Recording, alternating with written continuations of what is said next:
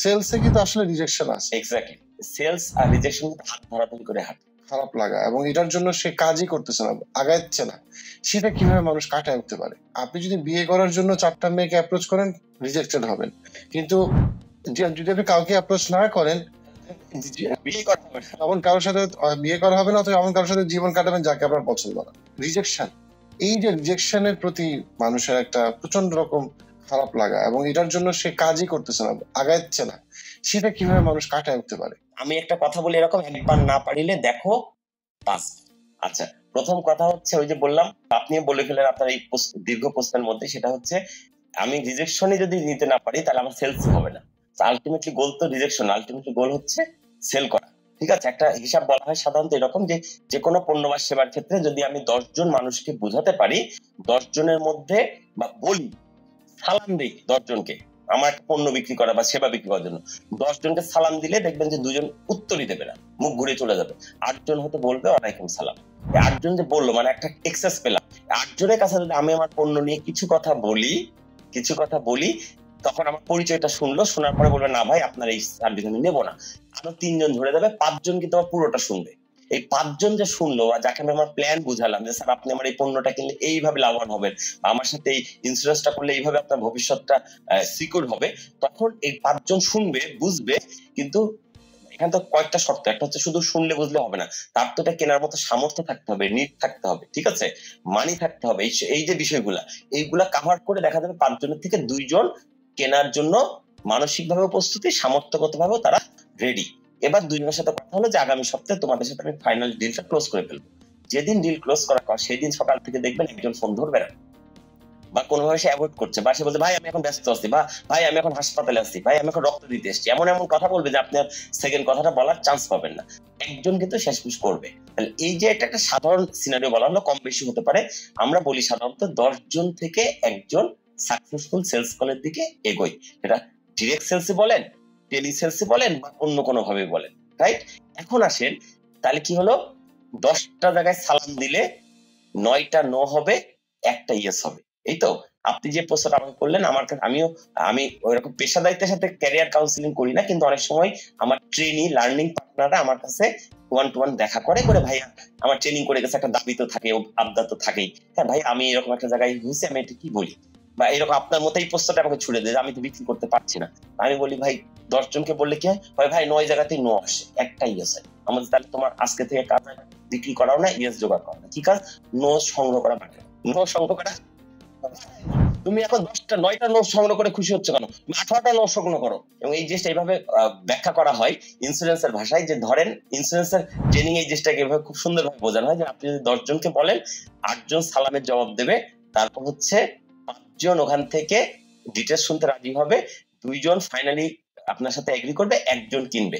1 জন কিনে যদি আপনাকে 1 লক্ষ টাকার একটা প্রিমিয়াম জমা দেয়, আপনি যেহেতু একটা কালেক্টর, আপনি যেহেতু এটা সেলসটা করেছেন, এর থেকে 30% প্রথম চালানের 30% আপনার। এটা একটা ইন্স্যুরেন্সের স্ট্যান্ডার্ড একটা সিস্টেম, প্রসিড। কোন কোম্পানি 30, 35, 40% পর্যন্ত ওই সেলসম্যানটাকে দিয়ে দেয় প্রথম চালানে, পরের ক্ষেত্রে আবার কমে যায়, ঠিক আছে? তাহলে কি হলো, 1 লক্ষ টাকা কালেক্ট করলে আপনি ইনকাম করলেন সেফার 40,000 টাকা। বুঝেছেন? হ্যাঁ বুঝেছি স্যার।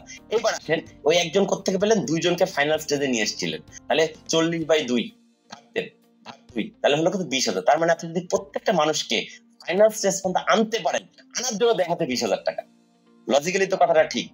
40,000 টাকা একজনের কাছে পাচ্ছ, কিন্তু তুমি 2 জনকে ফাইনাল স্টেজে এনেছো বলে 1 জন হয়েছে। আচ্ছা, এই 2 জন কোত্থেকে আসলো? 5 জন থেকে এসছে, যাদেরকে তুমি ডিটেইলস প্ল্যান বুঝাইছো। তাহলে প্রত্যেকটা প্ল্যান বোঝানোর জন্য তোমাকে দেওয়া হচ্ছে 40,000 ভাগ 5 সমান 8,000 টাকা। 5 জন কোত্থেকে আসলো? 8 জন ওয়ালাইকুম সালাম বলছিল। তাহলে তুমি যদি ওয়ালাইকুম সালাম জোগাড় করতে পারো, 8টা ওয়ালাইকুম সালাম, 40,000কে 8টা ওয়ালাইকুম সালাম ভাগ দিলে প্রতি ওয়ালাইকুম সালামের মূল্য হচ্ছে 5,000 টাকা। আর যদি তুমি 10 জনকে সালাম দিয়েছিলে, এখান থেকে 8 জন ওয়ালাইকুম সালাম বলেছে, ওই 10 জনের 40কে 10 দিয়ে ভাগ করলে প্রত্যেকটা সালামের মূল্য কত? 4,000। তখন আর মানুষকে মানুষ মনে হয় না, চেহারা দেখলে মনে হয় 4,000, 4,000, 4,000, 4,000, 4,000। ও তখন রিজেকশন কোথা থেকে করবে? ও তো মনে হয় সালাম দিলে বা 4,000 টাকা পকেটে চলে আসলো। এই লজিকটা যদি আপনি বুঝাই দিতে পারেন কাউকে, তার রিজেকশন নিয়ে ভয় পাওয়ার কোনো কারণ নাই। তুমি যত বেশি, আমি শুরুতে আজকে এই আলোচনা শুরুতে কিন্তু বলছি, কেনাতে হলে চেনাতে হবে আগে। মানুষ তারটাই কেনে যারটা চেনে। তো আপনি যদি রিজেকশন হয়, এটা তো আশীর্বাদ যে আপনার পণ্য সম্পর্কে, আপনার সম্পর্কে কিনলো না, সে জানলো আজকে সব বিক্রি শেষ হবে না, তো বিক্রি কালকে করা লাগবে, পরশু করা লাগবে।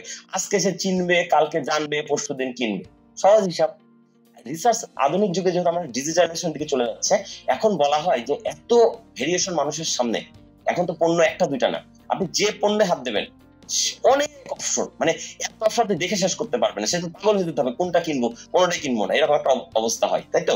এই প্রেক্ষাপটে বলা হচ্ছে যে মানুষ যখন কোন একটা পণ্য বা সেবা সম্পর্কে প্রথম দিন জানে আর ওইটা যখন প্রথম কেনে, এর মধ্যে সে 7.5 ঘন্টা ওইটার উপরে অ্যানালাইসিস, 7.5 ঘন্টাকে আমি একটু মজা করে বলি 444 মিনিট ঘুরে ফিরে, এই মনে রাখার জন্য 444, অর্থাৎ আজকে প্রথম ধরা যাক এই যে পডকাস্ট, আমাকে আজকে প্রথম এইটার মাধ্যমে কেউ একজন চিনলো, আমার কথা বলে সে আধা ঘন্টা ধরে শুনলো, আমার কপালে জুটলো 30 মিনিট।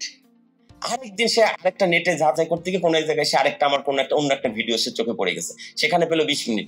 এইভাবে 444 মিনিট পার হয়ে যাওয়ার পরে ওই লোকের মনে হবে, ওই ব্যক্তির মনে হবে যে এই রাজীব আহমেদের সাথে আমার একদিন একটা ট্রেনিং করার দরকার, হয়তো আমি যেখানে ট্রেনিং করাই সে তখন আমাকে খুঁজে নিয়ে আসবে। তাহলে লম্বা প্রসেসটা কতক্ষণ?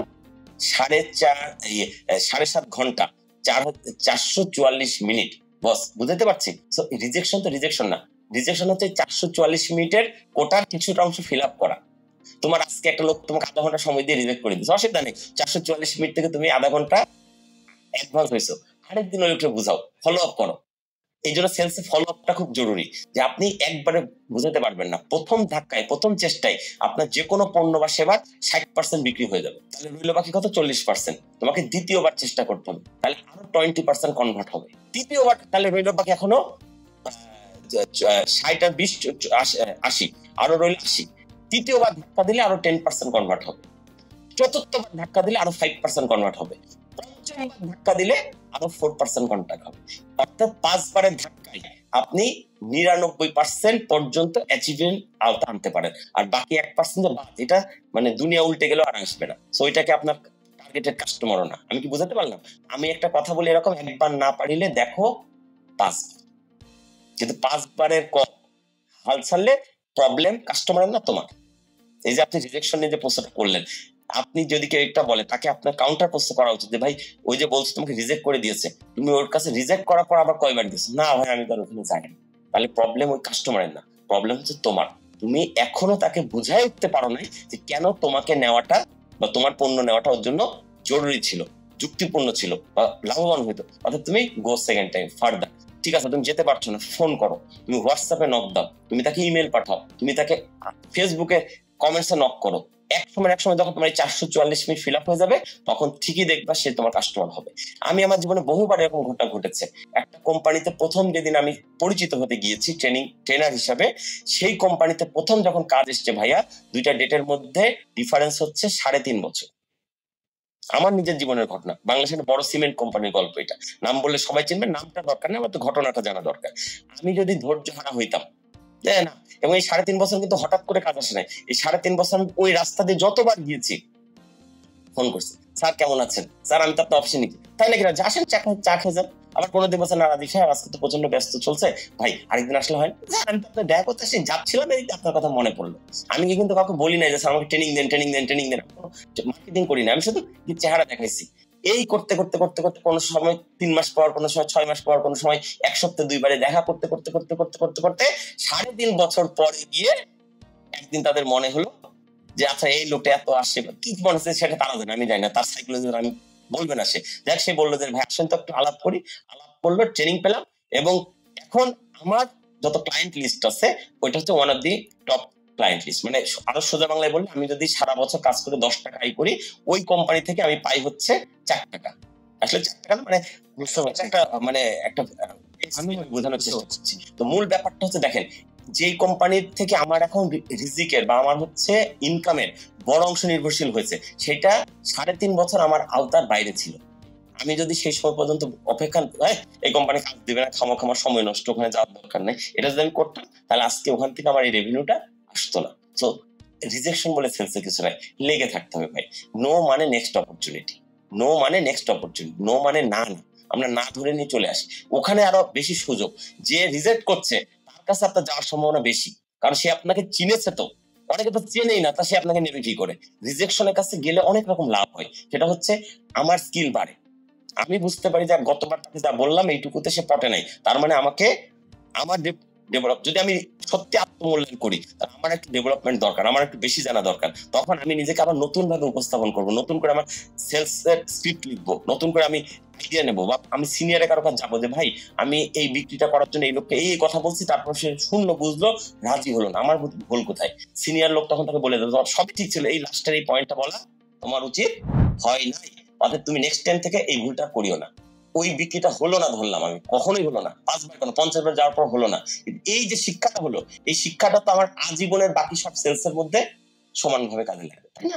তো আমাদের কখনো রিজেকশনকে এটাকে খারাপ ভাবে দেখার কোনো কারণ নেই। রিজেকশন এটা আমার জন্য একটা আশীর্বাদ।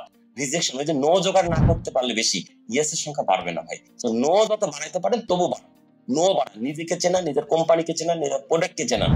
আপনি যেভাবে ডিজিটালি চেনান, অ্যানালগে চেনান, পার্সোনালি গিয়ে চেনান, কিন্তু চেনান। বাঁচতে হলে বেচতে হবে, ততক্ষণই বাঁচার মতো বাঁচবেন যতক্ষণ বেচবেন। কেনাতে হলে চেনাতে হবে আগে। মানুষ তারটাই কেনে যারটা চেনে।